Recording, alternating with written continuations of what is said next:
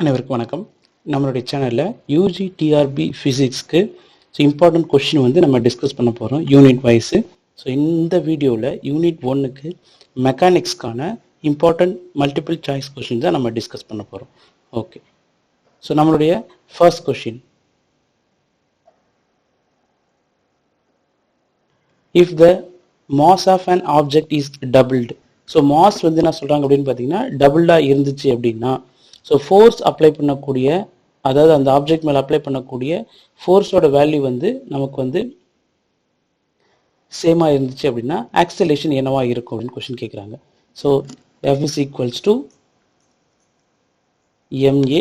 So mass வந்து double அப்படின்னா 2 மடங்கு மாஸ் இருக்கணும். ஸோ மாஸ் வந்து 2 டைம்ஸ் அப்படின்னு சொல்கிறாங்க. F வந்து சேம், F வந்து கான்ஸ்டண்ட்டாக இருக்குது அப்படின்னா சரிங்களா. அப்போ F is equals to 2m into a. So m is equals to a is equal to acceleration is equal to force divided by 2m அப்படின்னு கிடைக்கும் சரிங்களா. அப்போ நம்மளுடைய f by m சரிங்களா. அப்போ இன்ட்டு 1/2. ஸோ அப்போ ஃபோர்ஸோட வேல்யூ வந்து நமக்கு என்னவா குறையுதுன்னா பாதியாக குறையுது. ஸோ அப்போ become, so acceleration becomes half அப்படின்றது தான் நமக்கான வேல்யூ. ஓகேங்களா. So second question, action and reaction forces act on. So ஒரு action and reactions, so action இருந்தால் தான் நமக்கு ரியாக்ஷன் கிடைக்கும்.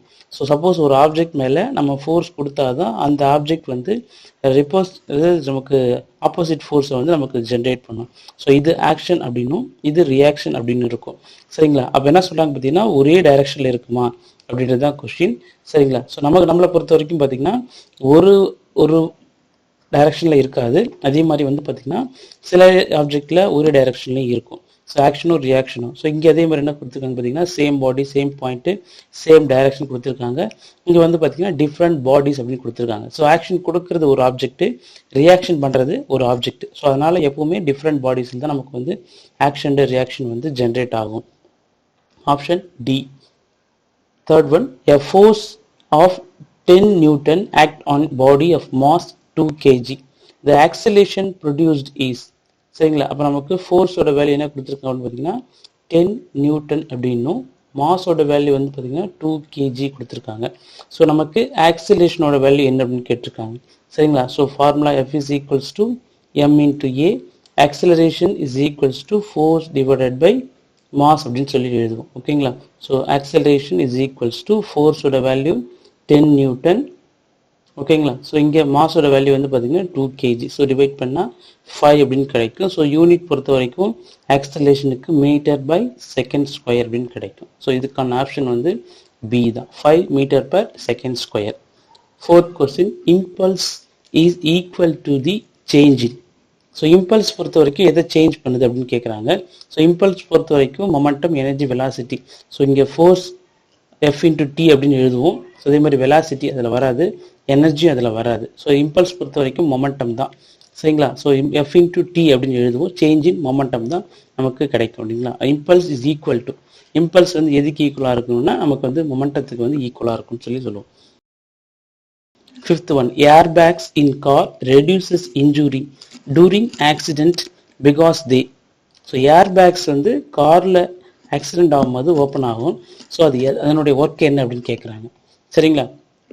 ஸோ ஏர்பேக் பொறுத்த வரைக்கும் நமக்கு இன்ஜுரியை வந்து ரெடியூஸ் பண்ணுது. ஸோ இன்ஜுரி ரெடியூஸ் பண்ணுறதுனால நமக்கு என்ன நடக்கும்னா எந்த ஒரு ட்ராபேக்ஸ் இல்லாமல் நமக்கு பாடி வந்து சேஃபாக இருக்கும் சரிங்களா. ஸோ இதுக்கான ரீசன் வந்து பார்த்திங்கன்னா இன்க்ரீஸ் இம்பேக்ட் டைம் அப்படின்னு சொல்லுவோம். Increase impact time. ஸோ மோதக்கூடிய, அதாவது நமக்கும் காருக்கும் நடுவில் மோதக்கூடிய நேரத்தை வந்து இன்க்ரீஸ் பண்ணுது. ஸோ அதனால் நமக்கு வந்து பார்த்திங்கன்னா இன்ஜுரி ஆகிறது வந்து குறைக்குது அப்படின்னு சொல்லுவோம். Sixth one, the law of conservation of momentum is applied during. So law of conservation of momentum சரிங்களா. law of conservation of momentum அப்படின்னா எனர்ஜி லாஸ் இருக்காத ஒரு சேஞ்ச் தான் நம்ம என்ன சொல்கிறோம், கன்சர்வேஷன் ஆஃப் மொமெண்டம். அது மொமெண்டம் கன்சர்வ் ஆகாது.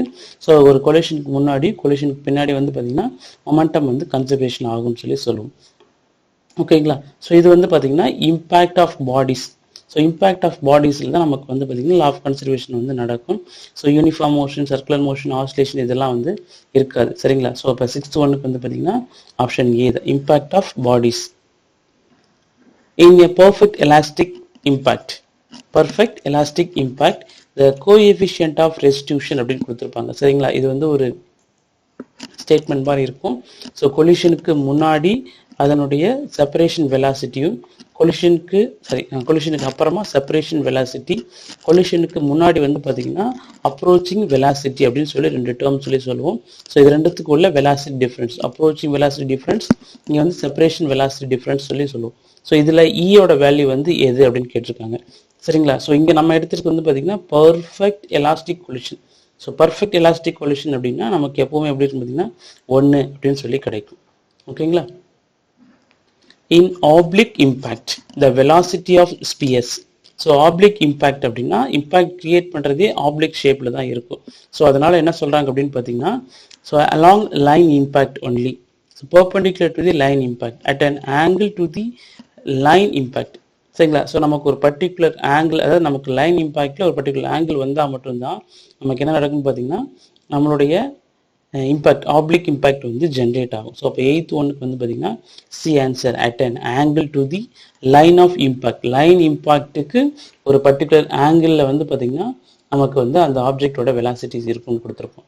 ஓகேங்களா. So next one, loss of kinetic energy occurs mainly.